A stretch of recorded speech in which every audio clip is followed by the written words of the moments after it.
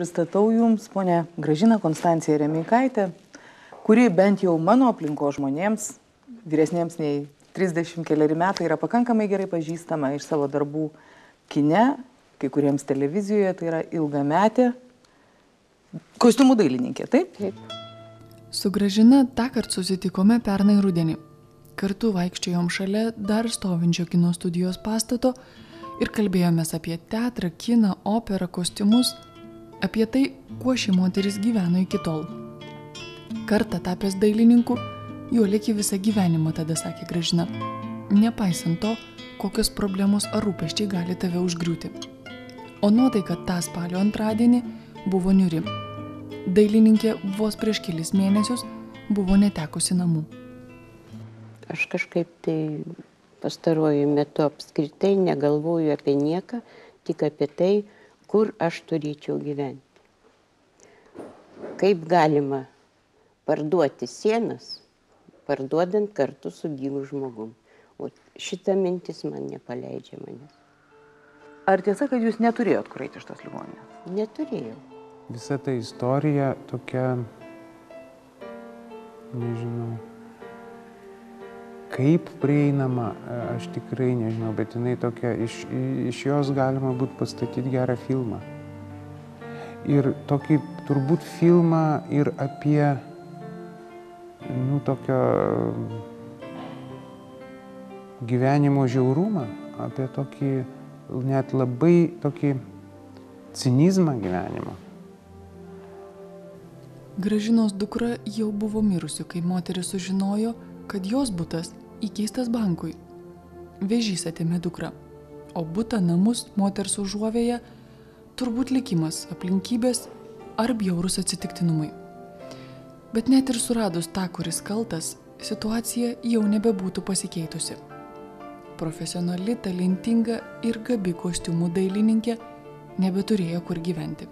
Tai jeigu taip primityviai bandytume padaryti schemą, Jūs davėte įgaliojimą savo dukrai disponuoti Jums priklausančių turtų ir po jos ligos ir mirties sužinojot, kad Jūs nebesate to buto šeimininkė. Taip. Aš sužinojau, kada atėjo jau raštas iš banko, kad jinai jau buvo mirusi ir atėjo iš banko raštas, kad jinai turi atiduoti palūkanas. Mane tas kažkaip labai sukrėtė ir aš po to atsidūriau ligoninėje. Bet kad jinai paėmė paskolą iš banko, aš nežinojau. Ir turbūt iki paskutinės minutės jinai sakė, ne, kaip jie be manęs iškraustys, nesąmonė, taip negali būti. Bet tai buvo. Jinai negrįžo iš ligoninės į tą butą, nes jinai sužinojo iš karto tą dieną, kad kraustoma bus, galų gale, ten nuvažiavo viena pažįstama, paėmė raktą nuo to būtų tam, kad nelaužtų durų.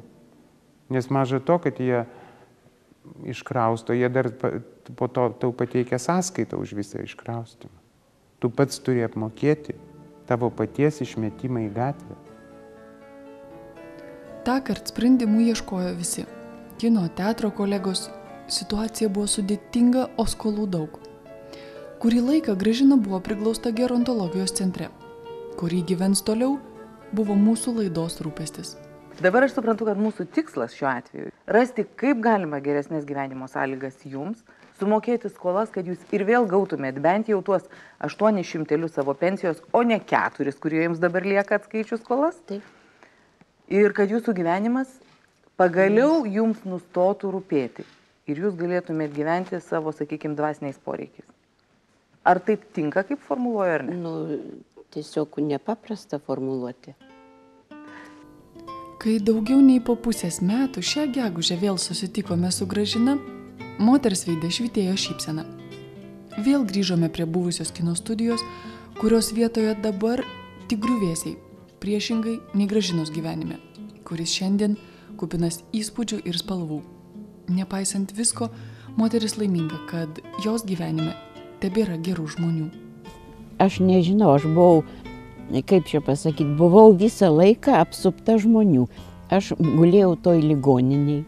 Tada, kai ten mane buožino, buvo gydytoja, kuri mane globojo ir neleido man važiuoti ir eiti ir domėjai. Nu, paskui Lašienė, Varnas. Vienu žodžiu, Varnas vienintelis giminė, tarp kitko turiu pusseserę Veiviržėnuose, kuri nepaprastai mane, reiškia, globojo, primesgė man visko, kad nesušalčiau čia.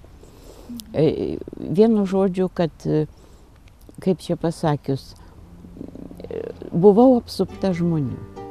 Vienas nieko negali padaryti. Nieko. Net pereitų per šitą, reiškia, taką, vienas, jeigu tu nieko nesutiksi, tau nepasisekis kaip. Ne, jokių būdų. Be žmonių. Tam ir yra ta bendruomenė žmonių.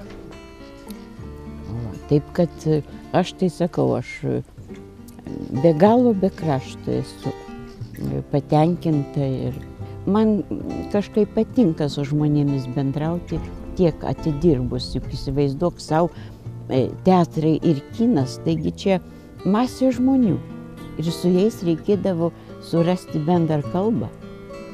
Čia ne šiaip savo, kad atėjai, pavyzdžiui, atvažiuoja tokia Ahedžiakova iš Maskvos, iš karto, kde eskizai? Nu, turi iš karto rodyti, kur eskizai, paaiškinti, dar ne viskas patinka. O, čia ištisas menas yra. Už tai aš pagalvoju, ir ta premija yra. Čia mane tiesiog, kaip čia pasakyti, įvertino mano tą triūsą. Aš jau jaučiausi kaip kažkokiam sapne, aš parvažiavau namo, čia irgi man išruoštas balius. Aš niekad nebuvau tokioj situacijoj, kad mane šitaip kas nors pagerbtų. Nebuvau. Dirbau paprasčiausiai ir viskas, o kad, nu čia, dėka mano kolegų, kurie įvertino tą mano darbą. Aš niekada nepridaviau tam didelės reikšmės, bet pinigai yra reikalingi tam, kad žmogus išgyventų, kad apsirūpintų būtiniausiais dalykais. Pavyzdžiui, duona, ten reiškia, nu, pieno negeriu, tai kefyras, po to reiškia vaistai, buitis kažkokia, kur tu gyveni ir viskas. Manau, kad ir šiaip perskaičius daug knygų, man susidaro toks įspūdis, kad čia ne vienas žmogus pajaučia tą pinigo tokį, nu kaip čia, laikinumą. Jis išslysta ir viskas, ir nėra jo. Yra daug dalykų, kurie pasilieka žmoguje. Tai va, bet dėja žmonija nieko geresnio nesugalvojo, kaip pagaminti pinigus.